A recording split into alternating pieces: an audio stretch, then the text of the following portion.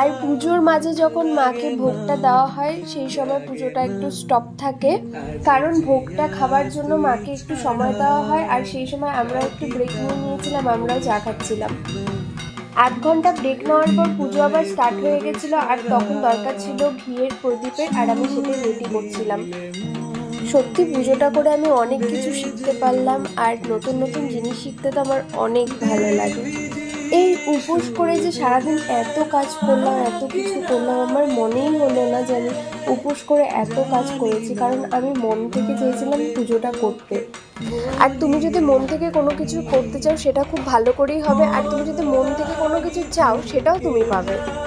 মায়ের পুজো করতে তো অনেক বেশি সময় লাগে, মোটামুটি 3 থেকে 4 ঘন্টার মতন লেগে যায়।